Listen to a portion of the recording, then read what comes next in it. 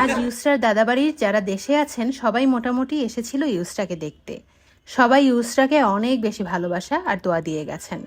আমি টুকটাক ছবি আর ভিডিও রাখার চেষ্টা করেছি যাতে ইউসরা বড় হয়ে তার জীবনের এই মেমোরিগুলো রয়ে যায়।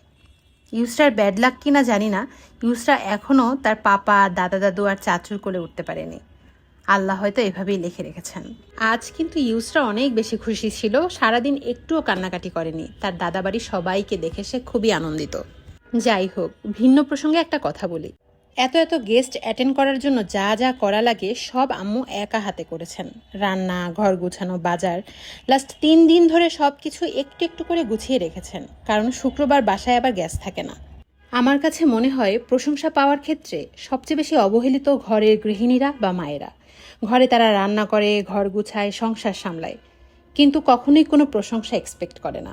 বাসার এই যতটুকুই আয়োজন দেখছেন, কোনো কিছুতেই আমি একটু হেল্প করতে পারিনি, কারণ ইউসরা আমার সব টাইম নিয়ে নেয়। তাই সব কিছু আম্মু একা সামলিয়েছেন। তাই এই ভিডিওর মাধ্যমে আমি আমার আম্মু সহ সকল মায়েদের প্রতি কৃতজ্ঞতা আর ভালোবাসা জানাই। আর হ্যাঁ, ইউসরার পক্ষ থেকে ইউসরার দাদাবাড়ি সবার প্রতি অনেক বেশি ভালোবাসা।